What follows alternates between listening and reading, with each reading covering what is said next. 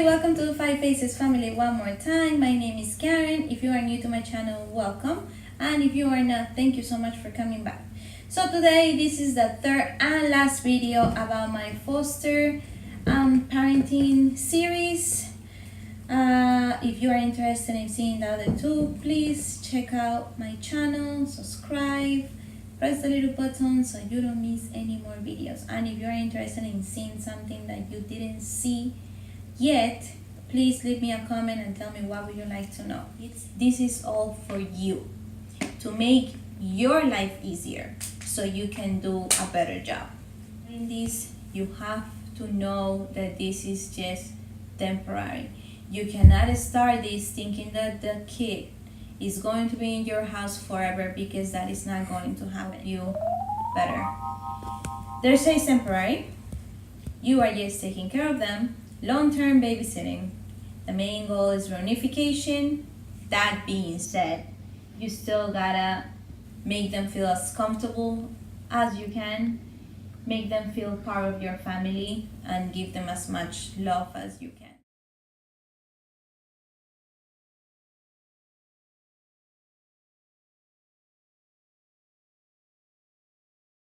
Two tip is, whatever you think that kid needs, whatever you think the kid needs, you need to ask for it.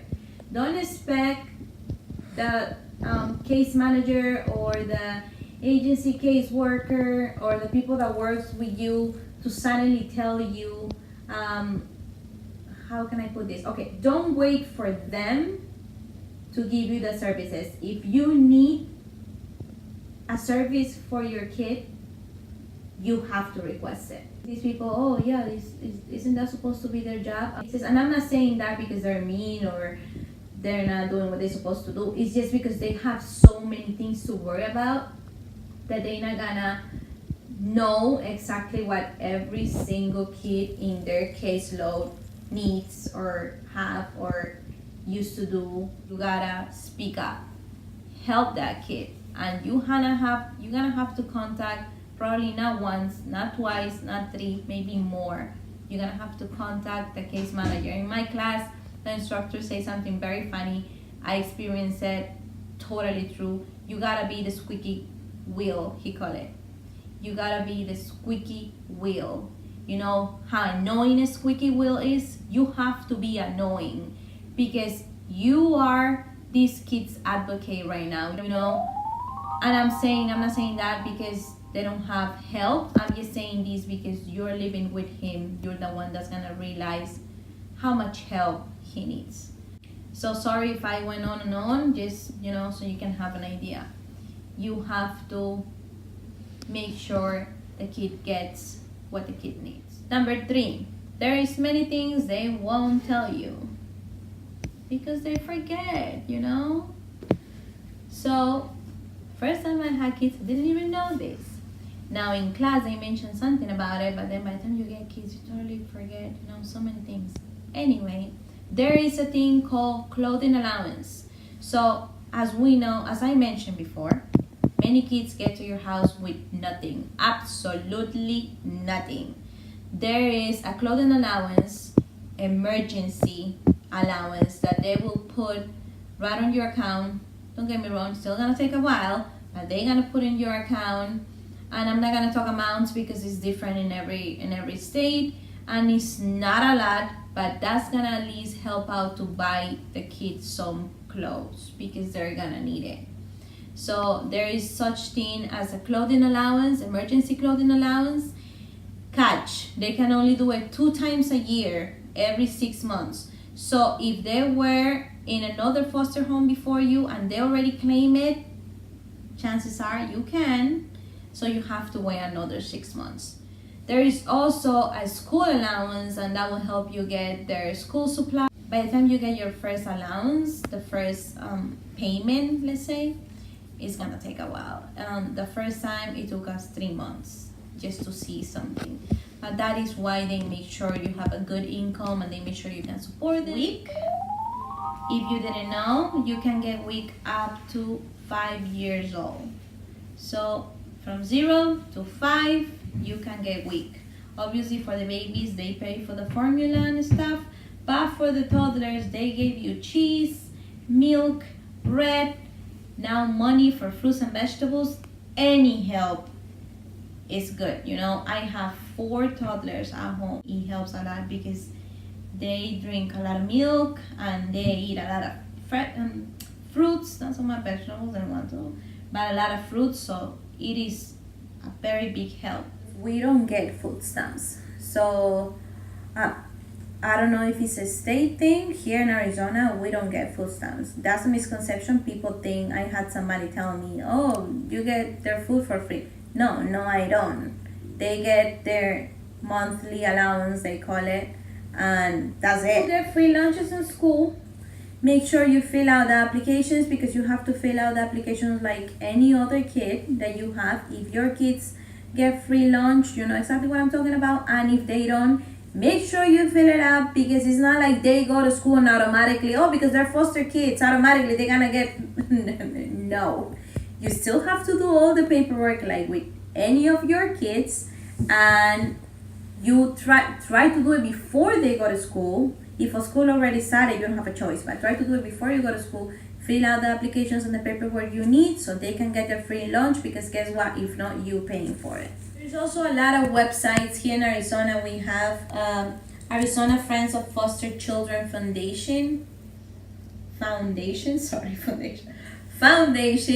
and they help the kids do like sports or activities. Like, let's say my kid, she likes gymnastics, they pay for that. You just have to, again, paperwork, you just have to fill out an application, and if it's monthly, you have to fill it up every single month. If it's something like seasonal, then they pay for the season, and then that's it. So, but research it, make sure, I'm pretty sure that you have something around you. There is a lot of help out there. Here is Arizona Helping Hands. They help you with bed. Yeah, there are many places where they are there to help foster kids and foster families. Your agency sometimes gets donations. Doesn't hurt to ask. In this case, quite a few times they brought me diapers, because they know I have toddlers and they still in diapers. So they brought me diapers more than a couple of times, and I really appreciate that. So your agency might get donations, and again, it doesn't hurt to ask. Number 3 was long because I was trying to tell you every service that I can think of. Starting their paperwork, especially if you have more than one kid, make sure you have different folders or one binder in different sections. Number 5, make sure you have a pediatrician, eye doctor, dentist. Anything else I'm forgetting? Yeah. These are the 3 main things every single kid will need. If they have medical problems, obviously they're gonna send you to a specialist, but those are the 3 main things you need for sure. You need the pediatrician, the eye doctor, or an eye clinic, sorry, not an eye doctor, an eye clinic, and the dentist. What I would totally recommend is look for those places nearest to you. If you already have kids, you can put them with your kids. If you do not want to do that for ABC reasons, make sure they are around you, because chances are you're gonna go there quite a few times. So make sure everything is in close distance to your house. And just in case you want to know, no, they don't transport them. You have to take them to every single appointment. Number 6, an agenda. Because of all those appointments that you're going to be doing, believe me, you need some paper reminders. I know everybody uses their phone, but guess what? Once you put an event on your phone, and once it's passed, you can go back. So you need to know when was it that you had the appointments. Why? Because every time somebody is going to go to your house, that's the first thing they're going to ask you. When was the last appointment? Even though you told them a month ago. But 1 month later, they will ask you again. When was the last appointment? That's why I got myself an agenda, because I have everything recorded there. All I have to do literally is open my agenda and see, oh, they went in January. January 5th was the last appointment. And if they go to, let's say they go on an appointment when they had school and you had to take them out of school, make sure you ask for doctor's notes. You have to justify why they didn't go to school, if they didn't go, or why they were late, or why they were taken out of school. Make sure you have paper trail. That's why you have a binder or folder, and that's why you have your agenda to prove they were there at a certain time. These are really important things that you must do, so you won't have any problems at all. Number 7, because I mentioned before, you get a clothing allowance, and that is not very much. You need to get a lot for your money, and that is thrift stores. Thrift stores. In those 50% off days, you can get shirts for like $1, which is a great deal, believe me, great deal. And just because it's a second-hand store doesn't mean, no, it's all clothes. I found clothes with tags. The thing is, number 1, go with time. Don't go in a rush. Number 2, inspect. You really have to inspect the clothes. And number 3, you have to make sure you have the right sizes, because if not, what's the point, right? So I should do a whole Google video about it, because I know we talk a lot about it. I'm not gonna get into too many details. But they also have Facebook Market is really good for people that are getting rid of small clothes because they want to get more clothes for their kiddos. And Offer app, I don't know if you heard about it, but it's an app. Yeah, just download it on your phone, and it's local, so you can meet people and get pretty cheap clothes too. Now make sure you meet in public places. It's kind of like the modern Craigslist, and now they even have reviews. I don't think they even have stars. You can give them stars, so you know if they're pretty popular. But yeah, those are, you know, some suggestions, stuff, things that I use a lot. Because we are a big family right now. I have 7 kids and us 2 adults, so it's 9 of us. We have a Sam's Club membership, and believe me, it is totally worth it. Not only if you're a foster parent, but if you have a big family, period. And in this case, for the purpose of my video, right? If you are a foster parent and you have quite a few kids in your house, this is really helpful for diapers, wipes, food. Now, I don't get things like vegetables or fruits. I get things like, not even cereal, because I know I can find it cheaper in the stores when they're on sale. But things like rice, oil, vinegar, they really like Nutella, eggs, super cheap eggs. Not even the milk. I don't even get the milk there unless I find it really cheap. Cheese, ham, frozen foods, because you know they like to snack, so frozen foods, really good for frozen snacks. Well, just tell you, you know, I know I'm kind of making it long, but I'm just telling you things that I buy so you can have an idea.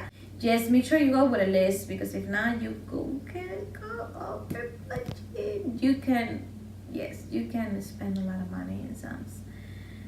That's the thing though, you're gonna spend more money, but in the long run, it's actually less money that you're spending. But you're gonna see it in one big chunk. So that's why many people don't like to go to these stores, including my husband, because every time we go, it's like $500. So he will be flipping out every time he saw the bill. But then I didn't go for like 2 months. Oh, how can I forget my chicken? I go there for my meats. We don't really eat red meat, but my chickens, I get my big packets of chickens, $5, so it's a heck of a deal. And I buy chicken and it lasts me for a couple of months at least. Number 9, and this is a tricky one because I know not everybody's gonna agree with it, but here it goes. Rules, guys. This is a big one. If you have to write it and put it in a frame and hang it, it might sound silly, but remember, these are kids that are not used to rules. Not all of them anyway. Some of them might. You want to make sure you tell them how things work in the house. You know, here everybody when they wake up will say good morning. Here everybody, you know, when we are at the table, we don't use phones or tablets. You know, when we want something, we ask for it. And again, this is a tricky one, but believe me, you're gonna need it. Like, let's say I get a box of snacks in once every trip. So we get some chips. Every time they want a chip, they gotta ask because there's so many of us that everybody gotta get some. So it's not like, oh yeah, the food is right there, you can just get it. They're kids. You can tell that to a kid because they will eat it all if they can. Especially if they're not used to seeing that much food, which most of these kids are not. So you cannot just say, yep, it's right there, you can just get whatever you want. And the rules are for everybody. Not just for you because you my foster kid and you just got home. No, the rules are for my kids and for you too. You gotta enforce the rules for everybody. I have a 4-year-old and it's the same thing. She knows that she doesn't go and get the snacks if she doesn't ask. So again, the rules, make sure that the rules are for everybody because then it would not be fair, correct? Okay, number 10 and the last one. You have to find an outlet. Because my experience, I know not everybody can just go out and, I don't know, go eat or go out for a night of dancing or go on a date night or just go out, period. Not everybody can do that. In my case, I love watching Netflix. So what I do is I always stay up after the kids. I put the kids to sleep early because they have a night routine, thank God. So I put everybody to sleep early and then at night I relax with my older kids sometimes by myself, and I binge on my show or we watch movies. You know, it's just silence, we have fun. The point is you have to find something to help you relax. It can be a long bath, a long shower, just watching movies. Maybe you just want to sleep. But I totally suggest not doing that because if you just put them to bed and go to sleep, technically you're not decompressing, is that is called. You have to find something that helps you relax. People always ask me, because again, we have quite a few kids. So the first question that comes to me is how? I have 4 kids, 4 toddlers. 4, 3, 2, 1. Just like that. It just happened like that. I didn't plan it. One is mine. So how? I tried to wake up earlier. That didn't work because everybody wakes up early. So I stay up late. And I'm not saying late like 4 in the morning. Love the sweets. Should stop, but love it. That is kind of my thing. Love getting my ice cream at night and my chocolate and my cookie. How do I stay sane? Unplugging. Again, you have to find something that helps you decompress. You cannot be on it all the time 100% because it's gonna get to a time where you're just gonna explode, and you're probably gonna explode with the wrong person for the stupidest thing. So don't let that happen and just find time. It doesn't have to be outside, it can be in your home. Just please make sure you find something that helps you, the person that is taking care of these kids. Find what works for you. What works for me doesn't necessarily have to work for you. Just find what works for you. That was it. That was my little 2 cents. That's the end of my series. I really hope this helps somebody. And I hope you liked my video. And if you didn't, oh well. Have a wonderful day. Remember, if you had a bad day today, tomorrow is another day. Bye bye, beautiful people.